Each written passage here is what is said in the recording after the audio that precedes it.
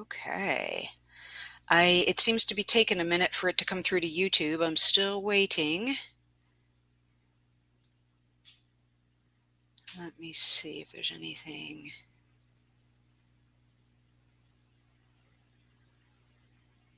Hmm.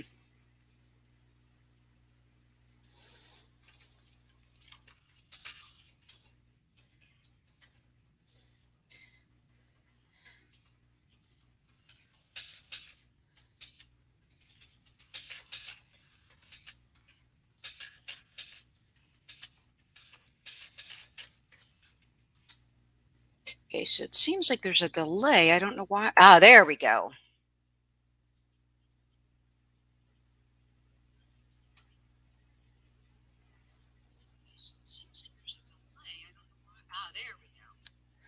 Okay, so we are live on YouTube. Awesome.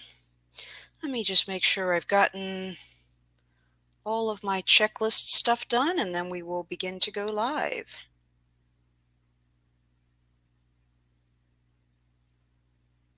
Okay.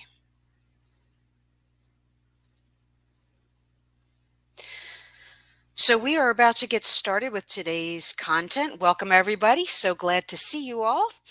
Um, as we're getting started, I wanted to go ahead and ask you to add a couple things to the chat. So one is to use the hashtag WIN, hashtag WIN, to share any wins, mindset changes, positive outcomes, anything like that. And then use the hashtag progress to say how far you have read ahead. It's fine if you're current, if you're behind, if you're ahead, it's totally fine. I'm just curious where people are in this process. So I'm going to go ahead and type in a win for myself.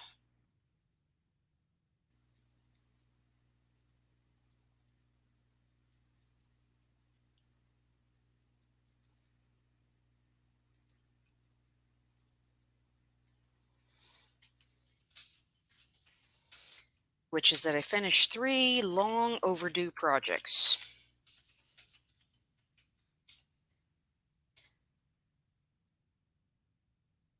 And then in terms of my progress, I am actually into chapter 6. But I've kind of stalled out a little bit on my reading because I've been doing a lot of implementation, which is kind of sorting and processing stuff. So I'll check those in a minute.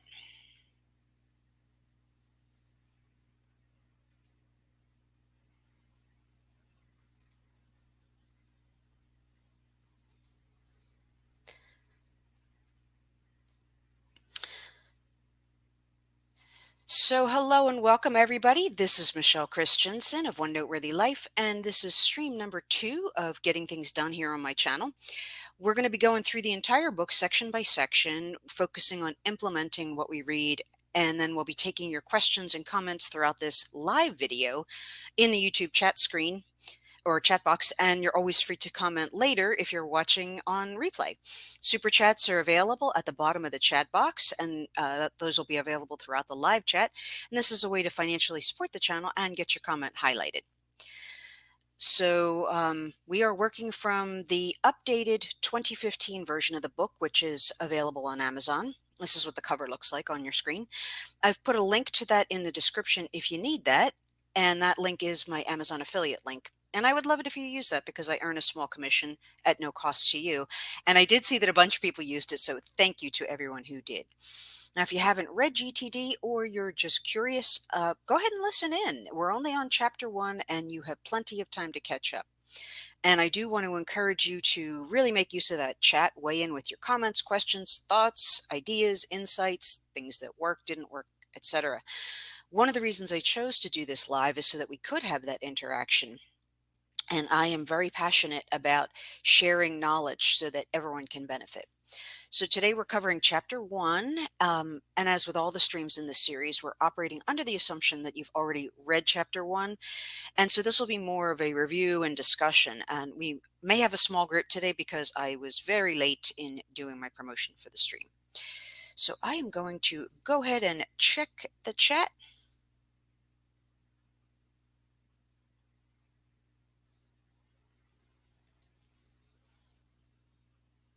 Ah, okay. So we got into chapter 2. Awesome. Okay, that's great. I'm going to change the view here, I think. That's better.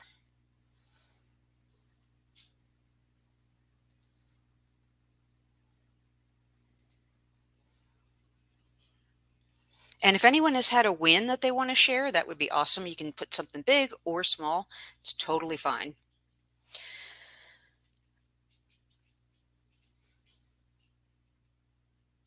So, the very beginning of chapter 1, we're at the intro, and that's around location 387.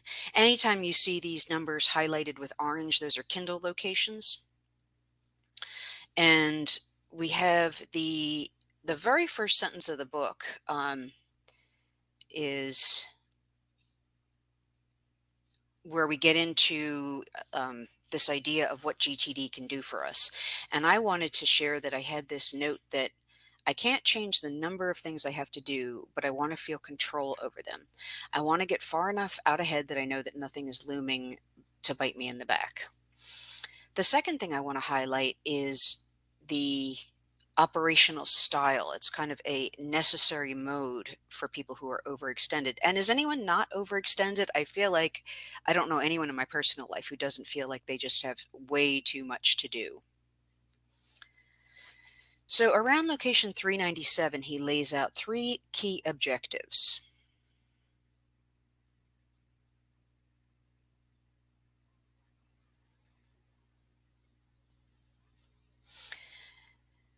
We have capture, make front end decisions, and then curate and coordinate that content. And so this is really, I think, one of the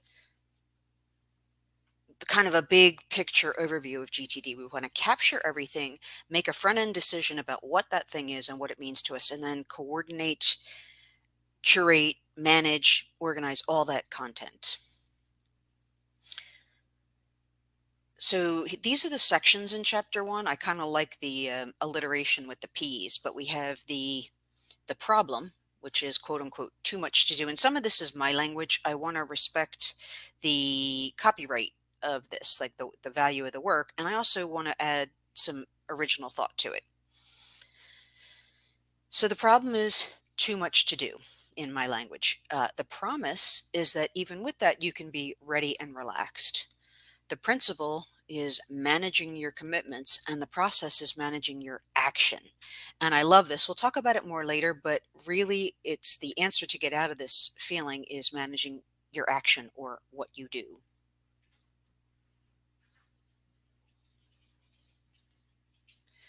So we are around, actually, this might be, yeah, should be location 407.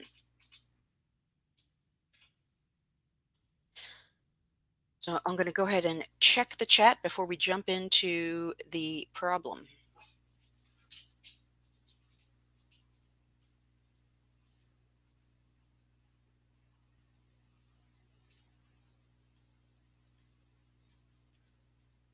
Okay, awesome. Um, so I feel like this is just this sort of overwhelming, really common thing. Like, does anyone not have too much to do? There are some really good examples in this section of the chapter, but is anyone like not overwhelmed, not overcommitted? I mean, how often do you ask someone like what they've been up to and like, oh, I'm busy, super busy? I'm sure there's a few people out there, but those are not the people who need this book or this system. I found a lot of comfort in reading these examples and case studies because it felt like someone was describing my exact experience of life at this time. And hearing it described so precisely, and then hearing that there is a promise, another way, a different way, a way to have all of that on your plate without being overwhelmed and stressed is just incredibly exciting. So, the very first point I want to talk about is this idea of unclear boundaries. We mentioned this a little bit in the first stream, but how much of our work has become vague and unclear? And, early humans had a very difficult life, but the problems they solved were concrete. It was like, do I have a water source? Do I have enough food? Now, on a daily basis, we face really vague questions like, where should I invest my retirement savings? Or should I change jobs? What city should I live in? So, we're definitely facing a lot more vague and unclear challenges. So, around location 416, David Allen describes that prior to now, when many of us are in what we call knowledge work, work was more obvious. Like either your field was ready to be harvested or it wasn't. Either your boxes were moved or they weren't. Your goods for sale were finished or they weren't. In other words, what needed to be done and was yet still to do was just very clear and concrete. In the next paragraph, he goes on to contrast that with what many of us face in that there are no edges on most of the projects and gave some examples. So I like the idea that he mentioned if you were like planning a conference, how good should it be? Like you could spend 20 hours making it good or 50 making it great or even 100 making it even better. When you accept the project, that limit might not be established and you may have to figure it out for yourself.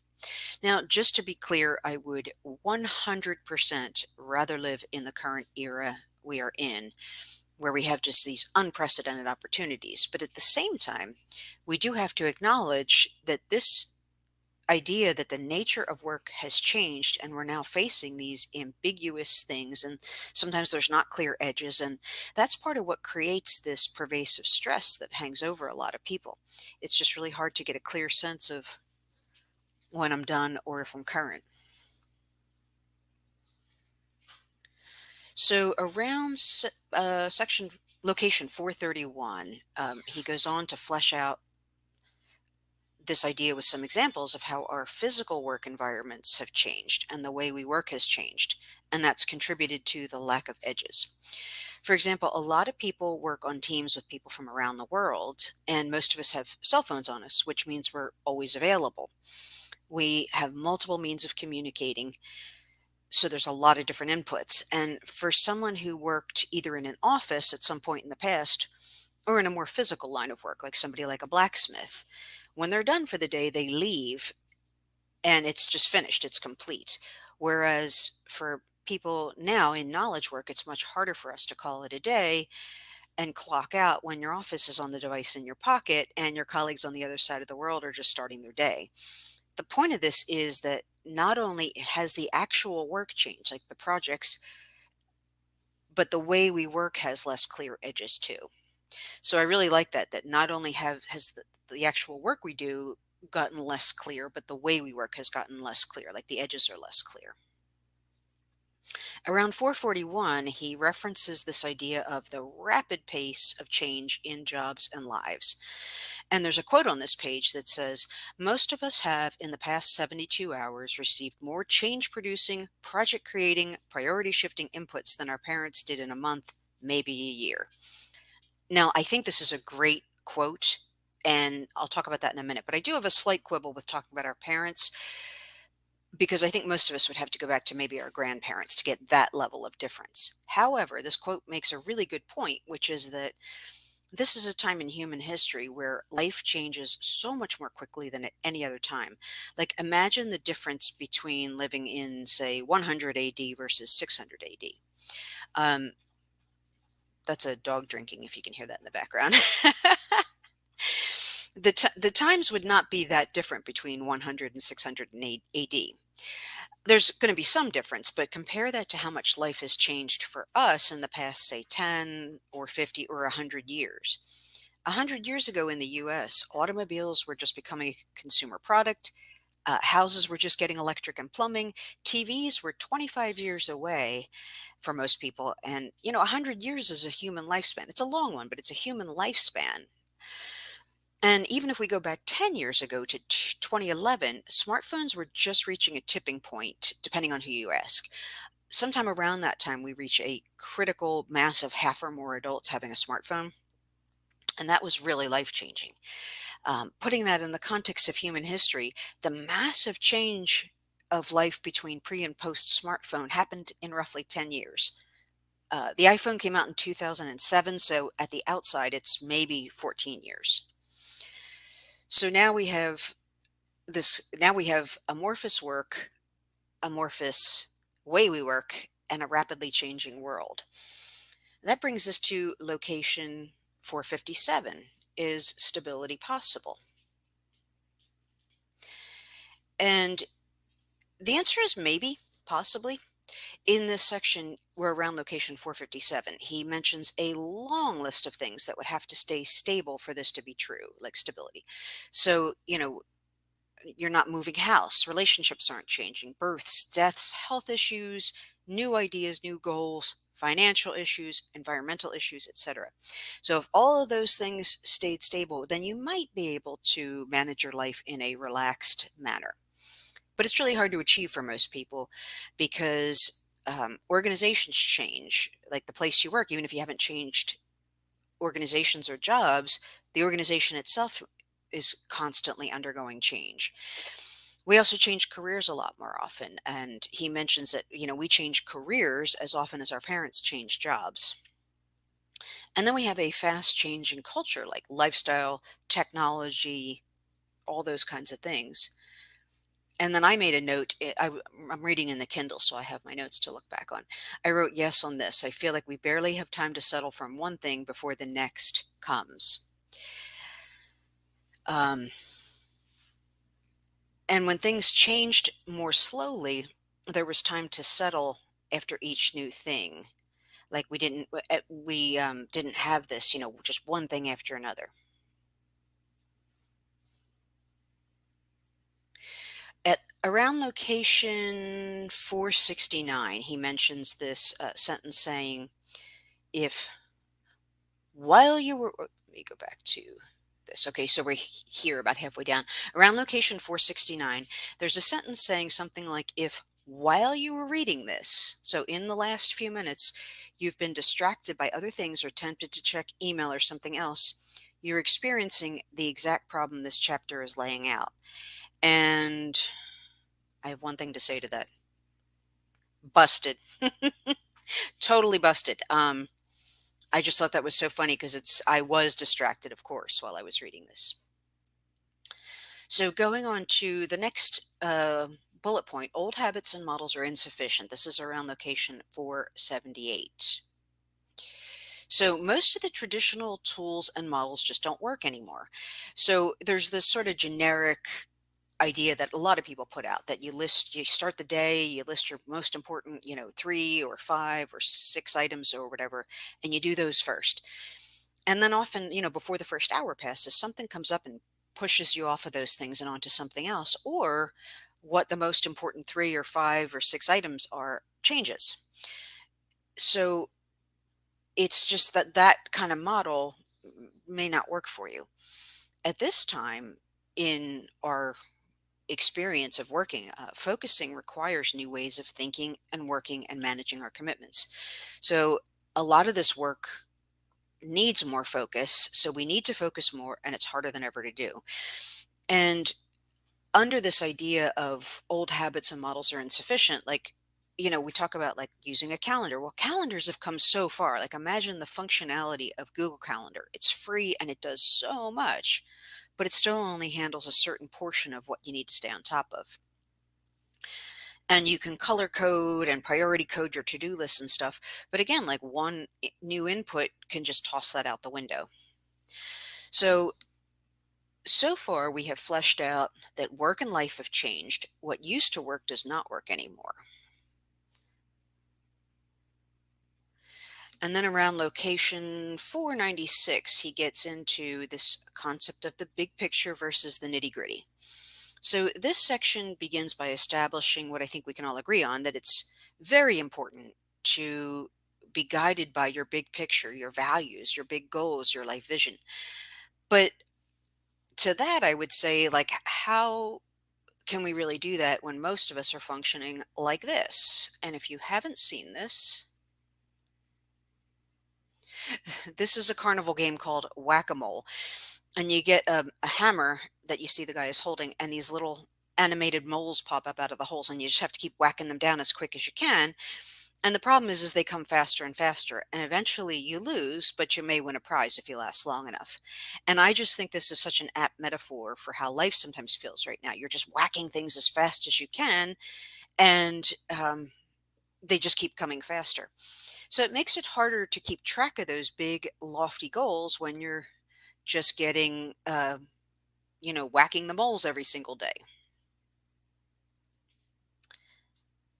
And as we talked about, with these setting, determining your goals and your values and stuff.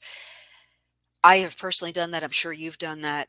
Exercises where let's get clear on your values. And I've gone through systems and programs and stuff, and you come out and you feel like super clear about what you want in the big picture, what your values are. And then you get back to your real life, and the dishes need to be done, the emails have piled up, I have errands to do, and that kind of thing. And we had, let's see, somewhere in this section, I don't have a location, but David Allen gives us 3 reasons why this top-down approach may fail.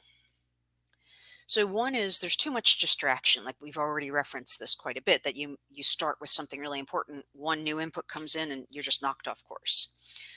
The second point I thought was really good, um, which is that your existing ineffective organization creates some resistance. And I have this experience sometimes where something really exciting or fun comes my way, and I'm like, oh my God, it's one more thing to do. So if you're not clear and current and relaxed, even like something good, it can just feel like, oh, that's just one more thing to do. And then finally, getting clear on goals and values and big picture stuff makes us notice even more of what needs to change, and that means more resistance. So imagine, like in my case, I have a fixer upper house. So whenever I do one of these exercises to get clear on my values, it's like, oh, I want my house to be more completed. And then I look around and all I see is so many things that still need to be done. And I added this star at the bottom, which is mentioned here, and it's that getting clear on your big picture is really, really important, but it doesn't mean there's less to do right now.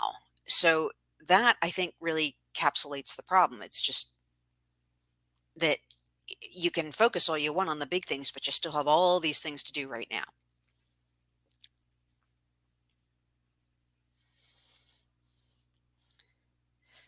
So right after those 3 reasons, and then I mentioned the point with the star, that your big picture and value are really important because it gives us criteria, it gives us direction. But again, it doesn't right away mean that there's less to do. And I think this is one of the strong points of GTD, that it acknowledges that you can't solve all of the problems you have or having this too much to do just by getting clear on your values. That alone won't do it. It won't work in a vacuum. And I think GTD is one of its strong points is that it does start with getting control of the day to day, and then it gives you some freedom to get clear on those big pictures. So we're heading into the last paragraph of this first section, and I'm going to go through this last little thought I wanted to tell you about. As I'm doing that, use the chat to type any comments, thoughts, aha moments, anything about this section. So in the very last section of this first part of chapter 1, which is called the problem, we talk about this idea that you need to address both the nitty gritty day to day stuff and the big picture stuff. We're at location 516. There's a paragraph here that talks about the missing part of the culture of knowledge work, and that's the need for a system that maintains control over hundreds of new inputs daily, as well as incorporating those big picture goals. If you just look at the nitty gritty, like it might keep your inbox clear, or at home, it might keep your dishes done, but you might not make those bigger goals. And if you only focus on the big goals, you might miss the nitty gritty, like you might have dust all over your house. So that's everything I have for this first section of chapter 1. I'm going to go ahead and check the chat now.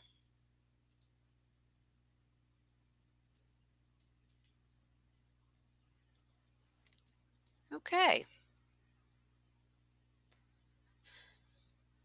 So we have a quiet chat today. As I mentioned, I think we have a small group because I was late in doing my promotion. So now we're into the second section of chapter 1, which is the promise, ready and relaxed. We're around location 524. So I love that this section starts with a really interesting question, and we touched on this a little bit in the previous stream, where we were talking about the idea of engaging with this material with skepticism, and then I added to allow for the possibility that maybe you could be less stressed and more in control.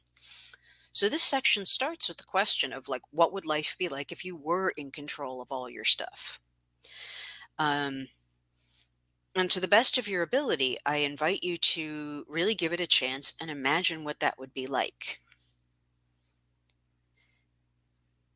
This has been one of the major changes for me with this read through of GTD. As I mentioned, it's not my first time reading it, but I have had this very rigid and hard belief that, this is just the state of my life, this state of constantly running around and fire stomping and being stressed. And so I've been working very hard to release that, like chip away at that belief and really allow myself to say, if I can get through all of this implementation, like, what would my life be like if I didn't feel stressed and behind all the time? And that's a very optimistic and very big promise. One of the things in this little section here is that David Allen makes a big promise that it is possible that you can feel in control, on top of things, relaxed, productive, and everything lined up all the way from the nitty gritty up to the big values in your life and your work. The next thing to talk about is at around location 541. He describes this mind like water. And this is how he describes the state of relaxed control. He calls it, uses a phrase, mind like water. And I loved this phrase so much because it's really simple, but it explains so much with just a few words. Mind like water might be what some people like to call being in the zone or in a flow state. He explains mind like water as like this. He says, when you throw a rock into a pond, the water responds perfectly and predictably to the force of the throw and the size of the rock. Big rock, big reaction. Small rock, you just get little ripples. The water does this without effort or thinking, and then it returns to its ready or still state as soon as the event is over. So a mind like water is still and ready to react in just the right way and in the correct proportion to whatever is thrown at it. And I mentioned this multiple times, but I love some of the language of GTD. Like, it's just very simple and descriptive and useful. And mind like water is a really useful idea. Toward the end of explaining mind like water, he makes this statement that I think is really important, which is that anything that causes you to over or underreact can control you. So, for example, if you stop a high priority project to respond to a low priority message, that's allowing that alert of your message to control you. And ideally, you would give the right amount of attention to something, not too much or too little, at the right time. So the next question I thought was really interesting is around location 549, and that is, can you get into your productive state at will? And there's a thought exercise here, which is to think about the last time you felt really supercharged and productive and focused, like you were just working on something and time slipped away and there was no friction. If you're watching later, I invite you to pause here and really think about this. Describe this situation for yourself so you can get a really clear idea of what this was like, and remember that exact experience, not just in general how it is, but an exact time that you actually did this. So now that we have a clear picture of what that feels like and a personal example to draw from, we get to the next question, which is, would you like to have more of that? And, my answer was like, of course. And how do I get more? And wow, I think these questions are really interesting for me because it opened up my mind to the idea that this state doesn't just come about by chance. It can be induced, like you can put yourself in that state, and it's possible to get better at doing that so you can do it more often and do it more easily. And I hadn't really ever thought about the idea of developing this skill as a standalone skill. So I really liked this question because it really got me thinking in a positive direction. And then toward the end here, we're at location 557. Again, this will be the last point for this second part of chapter 1. So as I'm going through this last point, you can use the chat to add any thoughts you have. Um, so at this location, 557, he describes something similar to what I've described in my experience, that people have lived in this state of constant semi-stress for so long they don't even realize it or imagine that life could be different. And he mentions it's kind of like gravity. It's just there. You don't notice it. I would put myself somewhat in this category because, as I've said, I've had to work really hard on chipping away at that belief that this reality is my given reality, as opposed to, hey, it could be different. So I'm going to go ahead and check the chat. I, Lisa, no problem. I totally understand. Sometimes there's just nothing to put in the chat. It's totally cool. I'm just glad people are here. So we're going to move on to the next section of chapter 1, which is the principle of managing your commitments.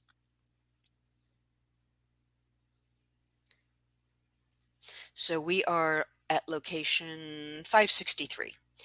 So one of the things I love about GTD is that a lot of it is so simple, but it's so powerful. And one of the things I've enjoyed is that sometimes I feel like this book is describing me and my life so accurately. And I have these moments of like, how does he know that? So right at the beginning of this section, there's two things like that that I want to point out. So at location 563, he makes this comment that most stress that people experience comes from inappropriately managed commitments that they make or accept. And I was like, it was one of those duh moments for me, like, oh my God, yes, I have committed to way too many things. I have too many things going on, and some of them are not things that I should have committed to, at least not in the time frame involved. The second thing in this section, around location 572, is the concept of open loops. So this will not be a new concept for anyone, but I think this name is really useful. An open loop is anything in your life that's just kind of hanging open. Perhaps it's something that you haven't finished, or something you haven't made a decision on, or maybe you haven't processed something that's just newly come into your life. An example of this might be, like, say you get an invitation in the mail and it's a big professional event that you're invited to, and you just set it aside in a random place. Well, at this point, it's an open loop because you haven't taken any action on it. You haven't made a decision. You haven't decided on any next action, like maybe to research the event. It's just sitting there in a random spot. And these kinds of things create this underlying stress. Now, that one particular thing may not be a big deal, but if you have 1,000 of those things, as well as some really big, really important ones, well, that adds up to a strong, just undercurrent of stress tugging at you.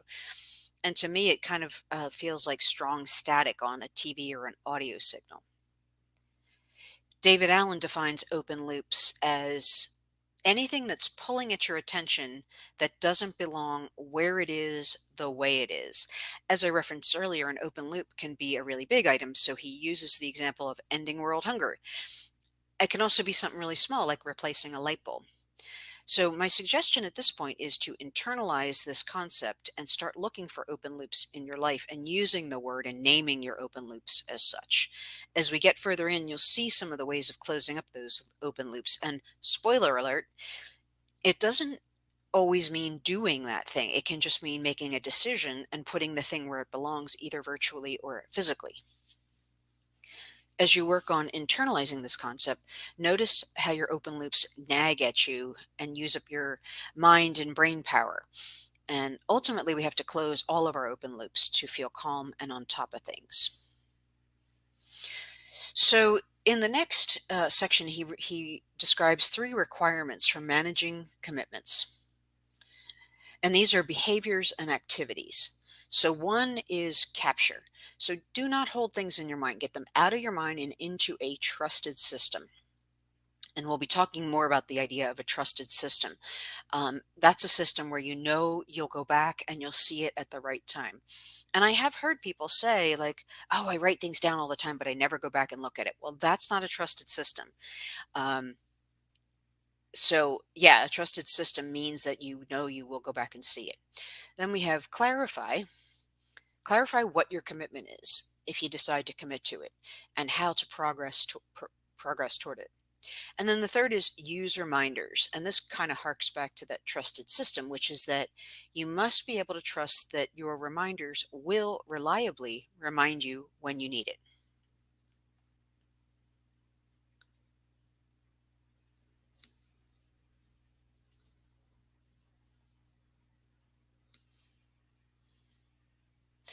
So the next section is something really interesting. There's an exercise to test these behaviors, these three requirements for managing commitments.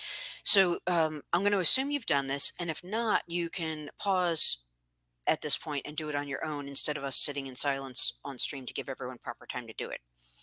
So the summary, we're at location 587, and the summary is to write down a project or situation that's on your mind, that is on your mind. Write down one sentence of the desired outcome for this problem, and then write down the next physical action required to move the situation forward. And again, if you're watching later, you can pause here before I show you the results of when I did this exercise. So in my case, number one, write down a project or situation that's most on your mind. So at the time I did this, I was trying to pick a plumbing contractor for a very big, very important job. We had to dig up the front yard and replace the line connecting us to the city sewer. So picking the right plumber was a very big thing that was weighing me down. Number two, write down one sentence of the desired outcome for this problem. So in my case, I want to pick the best contractor. The job goes off without a hitch. We have a perfect connection to the city and an entirely brand new lateral and never have to think about our sewer again. And number three, write down the next physical action required to move the situation forward. So in my case, the very first thing was to print all three of the contracts to OneNote. And then number two was to read all three contracts with a pen in hand to note the details. And what was interesting about this for me is that when it came to getting the results, first I realized that, okay, well, I need to really do a detailed read through of these contracts. Oh, but wait, I need to print them first. And I think that's the power of thinking in terms of just these next actions, these small things, like what's the next thing I can do to move this forward? Because when I had an idea of what the next thing was, that is to read the contracts with a pen in hand, I realized, oh, but I have to print them first. And so there's power in that to realize I know what the next thing is, and but if something needs to come before that, I will know that too. And once I defined my two next actions, I had an immediate sense of relief. So instead of a big, scary, high stakes project, I had these two simple, concrete steps in front of me. And then these are 2 points that David Allen makes from doing this exercise. So first, if you got something positive from this exercise, which I did, and that's why I shared my results. And I think even if you haven't done it or you're not sure, you can probably take a little leap and say that, yeah, a lot of people are going to get something positive from this. So if you got something positive, keep in mind that nothing changed in the physical world. Any change that happened was in your thinking. And that was really mind blowing because I went from having this very stressful situation to just having these two simple tasks to do. But nothing changed in the physical world. And that's amazing. The second point he makes is what created that change. And it's not getting organized, it's not setting priorities, but sitting down and thinking. And this was just amazing to me that just some thinking and not much, I want to say, just a little bit of thinking provided so much relief and clarity and the ability to move forward. And yeah, as I mentioned, it's not a lot of thinking. And I think somewhere in here he mentions that this should take about 2 minutes.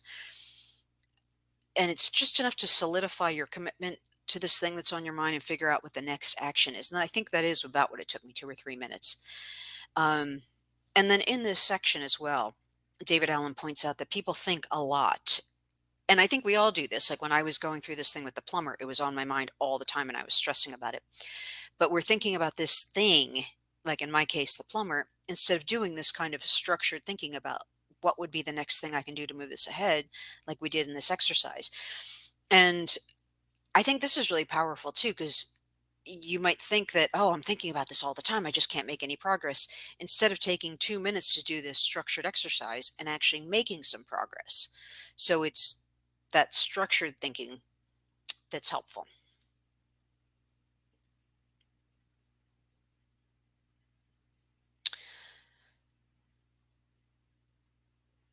So around location 611, this is the last kind of part around here with this exercise, is that he points out that reacting is automatic.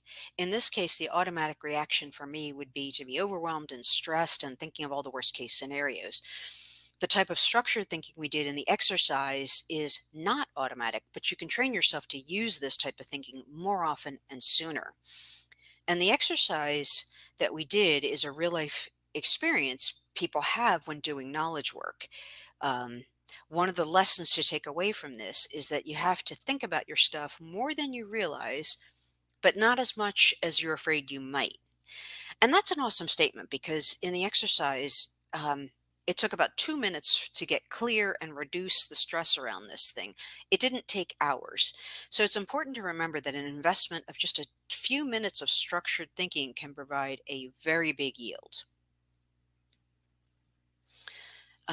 Around location 613, we get into this idea of the real work of knowledge work. There's a quote in here from Peter Drucker, who's a prolific business writer. And Peter Drucker says, in knowledge work, the task is not given, it has to be determined. And I just thought this was such a helpful statement because I feel like I've encountered this a lot. Have you ever gotten like a 3 paragraph email or message and maybe it's just an update? And what you have to do or what's required of you is not spelled out and you have to figure it out. And that's one of the things I think that can make emails so overwhelming is that you read this and then you have to figure out what action you need to take, if any.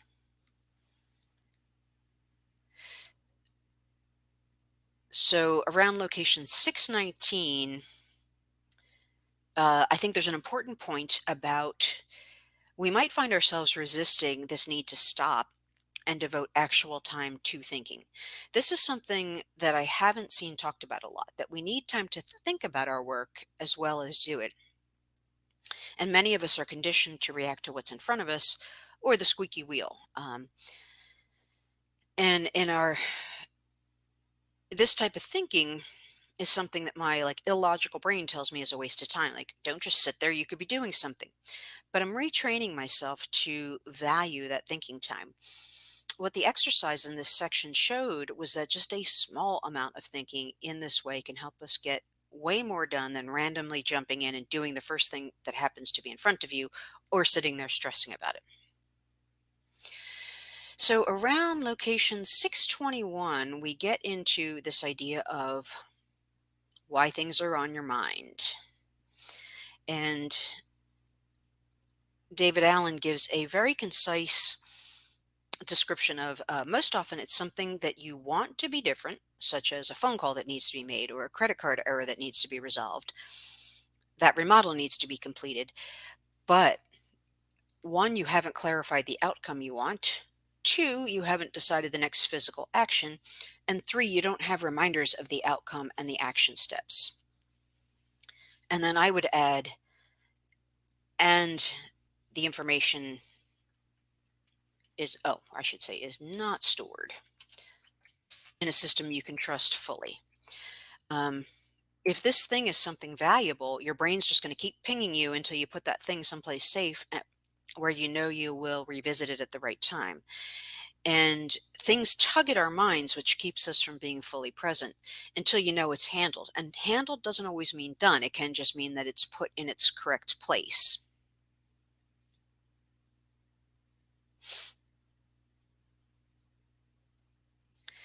So we're almost to the end of this section here. Um, there's a really great section beginning at location 636 called Your Mind Doesn't Have a Mind of Its Own. And what made me kind of laugh is this starts out by describing, like, I just think human brains are so incredible. And he starts out by describing this incredible, powerful, mysterious brains as kind of stupid, but in an interesting way. And he goes on to describe what he means by this. And there's a lot of great information in this section about how brains work, but I'm not going to cover it just to keep this a little bit shorter. We've already talked about some of the principles of how your brain's going to keep tugging at you until you do something with the stuff that's on your mind. But it is a really good section, so I would encourage you to read it.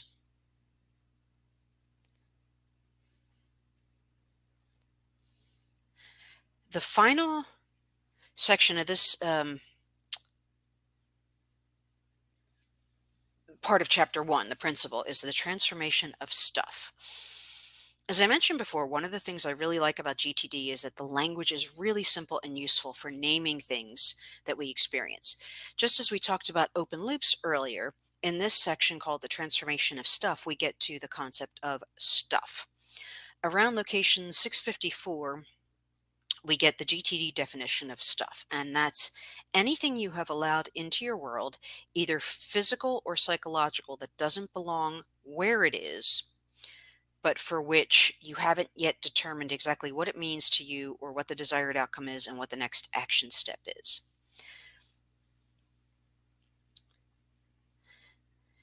And that's the meaning of stuff in the GTD concept. And we'll be using this term a lot. And I just think it's really valuable. Right after this definition, we get a little bit about why most organizing systems fail. And it's because they haven't transformed that stuff into something that's clear and can be organized. Like, how do you take a pile of just amorphous things that you don't even haven't figured out what they are and then try and organize them? As long as these things are stuff and not clarified ideas, you can't really organize them or get it under control. At the end of this section, again around location 654, there's a little insert that says we need to transform all the stuff we've attracted and accumulated into a clear inventory of meaningful actions, projects, and usable information. And so I loved the idea of transforming stuff. I just feel like this is such a useful concept in so many areas of life. Like, how often do you get, like, say, like a coupon from a carpet cleaner? And in the moment, I might say, oh, I might need this someday, but I don't need one right now. So you just kind of set it aside and it's now stuff. But if you were to take that same coupon and make a super quick assessment to say, well, it expires in 3 months, I'm going to put it in my pending file, and then I'm going to add a reminder to myself to review that coupon in 60 days to see if I'm going to use it before it expires. Well, now that thing is completely processed and it's no longer stuff and it's gone from my consciousness. I've made a decision, the item's where it needs to be, and it's no longer just a piece of paper sitting in a random place. And that's how stuff transforms into an organized, cohesive system.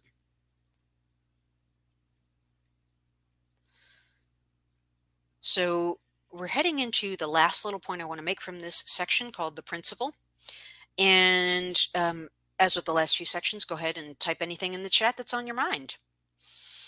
So there's one last little section around location 667, which is where he says that stuff isn't inherently bad. In fact, I would say personally that most of the things that come into my life are stuff at the beginning and they just need to be decided on. So stuff isn't necessarily bad, it just needs to be transformed. And once you go through the decision process, that stuff doesn't weigh on your mind, or shouldn't anyway. So I'm going to go ahead and check the chat, and then we're about to head into the final section of chapter 1.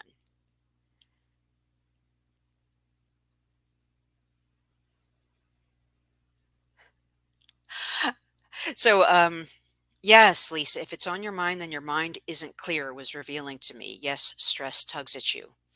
Um, that's awesome. I love that. Yeah, if it's on your mind, if it's like tugging at you, something needs to be done. Like, you need to clarify it. There's something about some reason, or maybe you're not trusting your system. And then David says, stuff is candy for my OCD. Um, yeah, I could totally see that. Um, with a laughing emoji. And thank you, David. I'm glad you are enjoying the discussion. Thanks for being here. So we're heading into the final section of chapter 1, which is the process or managing your actions. We're at location 676.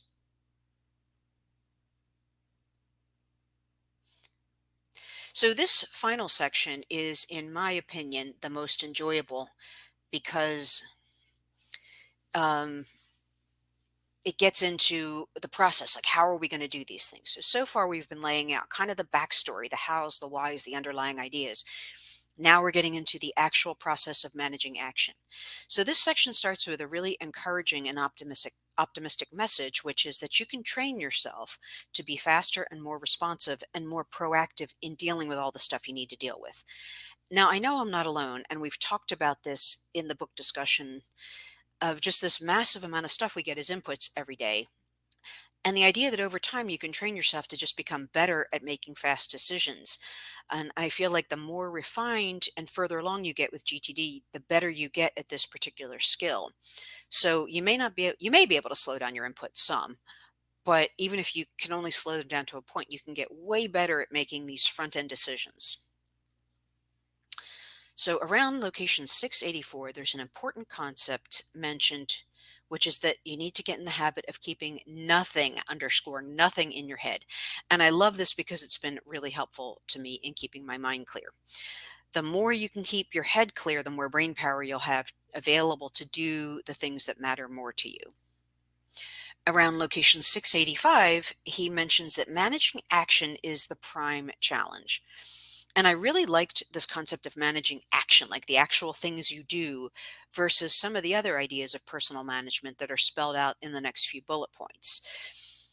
So he talks about, time management. Well, you can't manage 5 minutes and end up with six.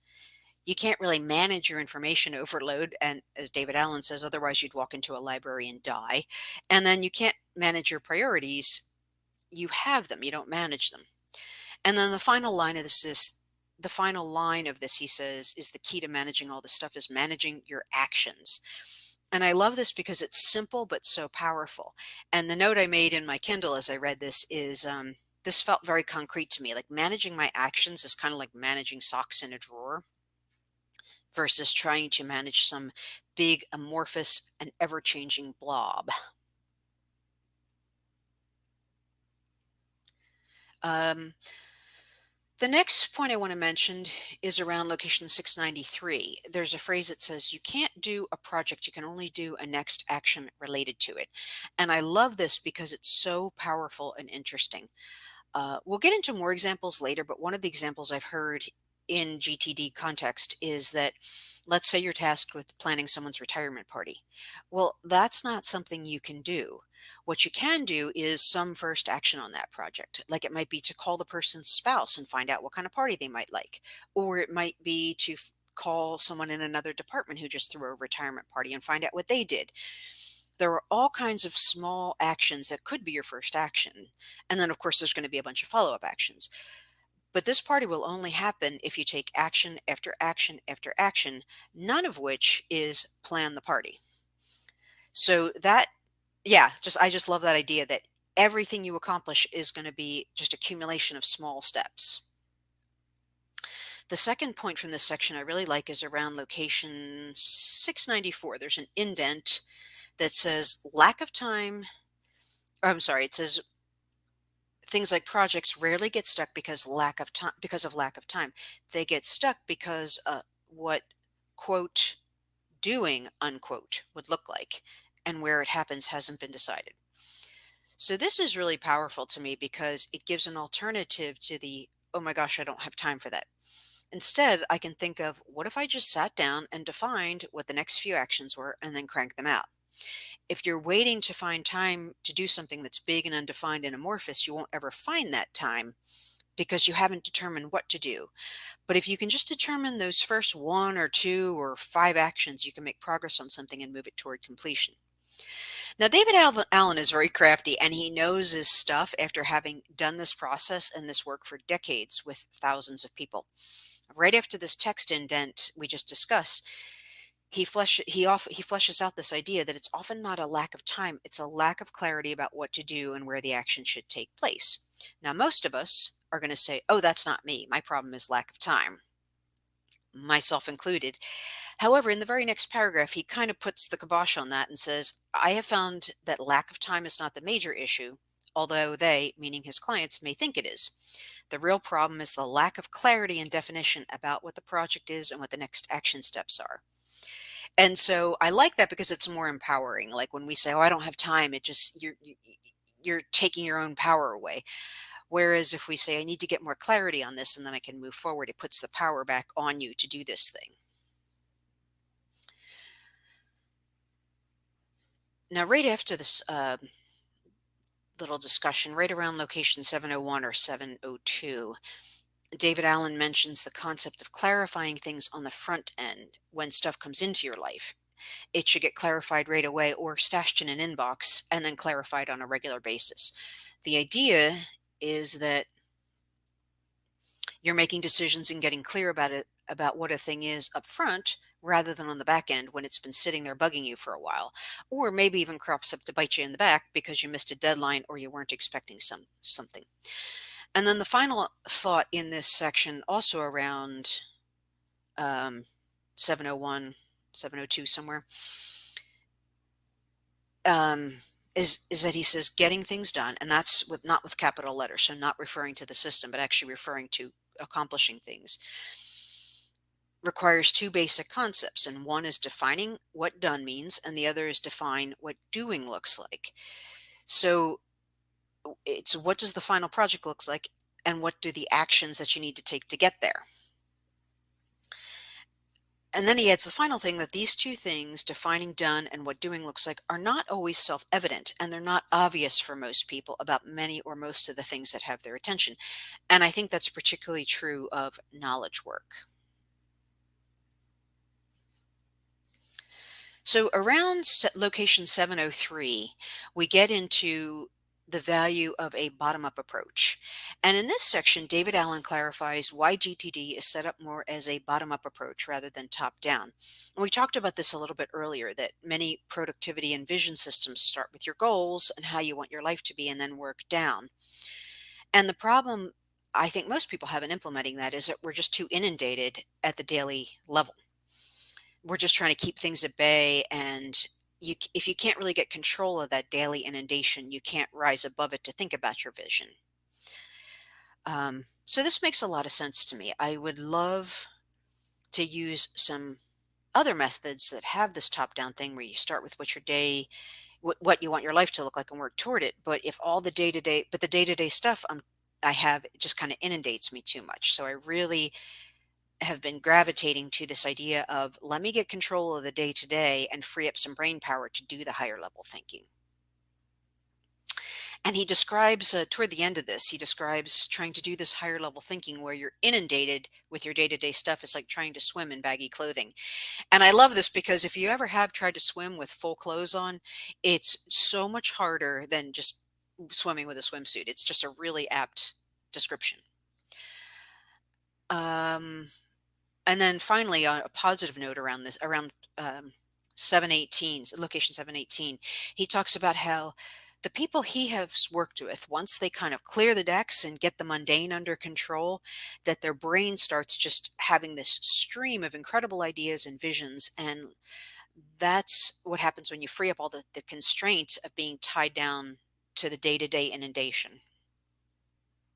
So again, that just felt really good to me, that it feels really doable to get this level of control over the day to day, and then you can have this freed up brain to do incredible things. Around location 720, he describes that we need both horizontal and vertical action management. So, in short, horizontal is having a good sense of the inventory of all of your different projects across all of the different parts of your life. And then vertical is having a good vision of what the project looks like from beginning to end. So you need both of those. Around location 736, we have the major change, getting it all out of your head. This section, which is all about getting things out of your head, is, I think it's the final section of chapter 1. And I love this section because I feel like GTD has so many great little standalone tips that work great. But if you were to just take this one system of getting things out of your head, I'm sorry, this one tip of getting things out of your head and into a trusted system, that alone would make a huge difference into your life. He has a little insert of words here where it says there's usually an inverse relationship between how much something is on your mind and how much it's getting done. And at first I didn't get this, or maybe I resisted it, but I have really come to believe that it's true because if you have a project and you're sitting there working on it and you're doing the right things, it's not going to be on your mind bugging you. It only bugs you if you're not working on something that you should be working on. And that kind of goes back to one of the comments in the chat about, how if something's bugging you, it's because you're not clear. And it's this idea that, yeah, if you're working on the right thing, it's not going to bug you. And if you're not working on something, it's going to it will bug you. Oh, location 738. So I thought this was an interesting statement. This is from David Allen himself. So this is him speaking. And he said, what I do differently is I capture and organize 100% of my stuff with objective tools, not my mind. And he goes on to say that this applies to everything: small, large, professional, personal, urgent, not urgent, everything. And that's pretty bold, but I do believe it, number one. And I also think with this particular thing, there's a big difference between, 98% captured and clarified and 100. Like, if you have 98%, you're still going to have a few things pinging around, tugging at your brain. But if you can get to 100, the difference will be much bigger than 2%.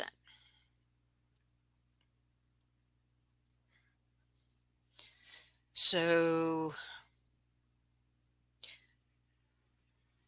and then right in this section as well, 738, 739, he describes a scenario that most of us have had where we were in the middle of something and suddenly got so overwhelmed that we just had to sit down and make a plan or a list or something.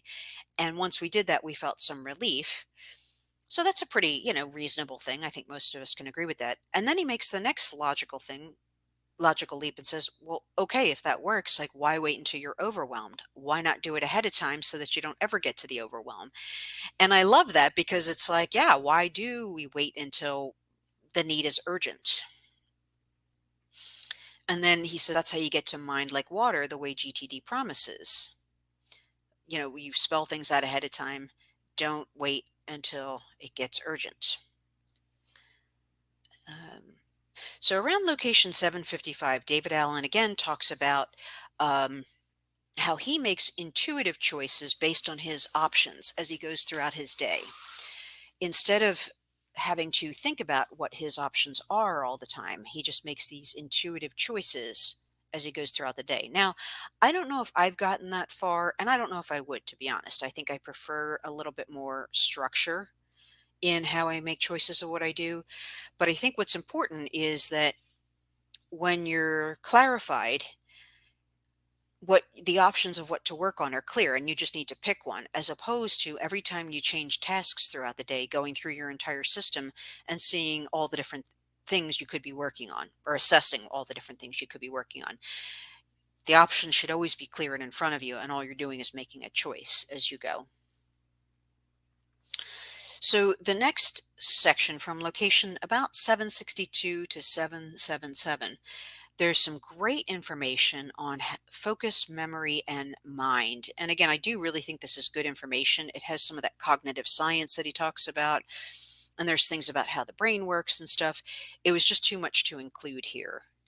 Um, so I'm going to skip to location 778.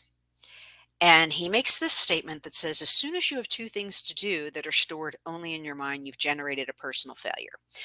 Now, I'm going to object to the word personal failure. I think that's too strong of a word for this. Um, but since you can't do both of them at once, even having one extra thing that isn't captured in your trusted system does contribute to that pervasive stress. I just think it's a little bit too strong to call it a failure. And then around 779, he goes on to again describe this pervasive stress. We've mentioned this a couple times already. And he's describing it in a way to say that most people have had this so long, so consistently that they don't even know it anymore. And as we mentioned, it's kind of like gravity, it's just ever present. And I really feel this because, especially since having bought our fixer upper house, I have just felt this pervasive feeling of stuff hanging over my head. And I think the only time we become aware of how much it stresses us out is when we get relief from that. So I invite you to pay attention to those, that like the things that are stressing you out, because they're not captured and clarified, just as we go, because you might not even notice this now. And the only way to be able to tell that you've been under stress is when it begins to get relieved. So we're going to end this chapter on a positive note, which states that you can get rid of that stress and that noise, and the rest of the book is going to show you how to do that. I don't know about you, but I find that really exciting. That if I could actually just be free of that and have just a clear creative focus and just um, keep that going, and all I have to do is just keep chugging through the book and doing what I'm reading, that I'll get there. So that's super exciting and positive for me. So this is your final chance to um, use the chat. Go ahead and put anything in there about this last section, all of chapter one. Um, So, yes, Lisa, I totally agree. Don't waste time thinking about stuff more than once if possible. You know what? Feel like I had that in my notes. I might have skipped that, but he does mention that in this chapter where he says, I think he says something like, sometime between now and when you woke up this morning, did you think of something you needed to do? Did you think of it more than once? Well, why? You know, think about it once, do what you need to do with it, capture, clarify, and then you don't need to think about it again. Sarah, you're welcome. Lisa, thank you. I enjoyed having you here as well. David, thanks for being here. Um, so we are going to wrap up. I don't have the next stream scheduled yet, but it will be coming probably in about 2 weeks. And again, I'm going to be rotating the times. If you have suggestions for times that would allow you to make it live, just let me know. And it was my pleasure to host you. Thank you so much for being here. Make sure you like and subscribe on your way out, and I will see you in probably about 2 weeks. Bye bye.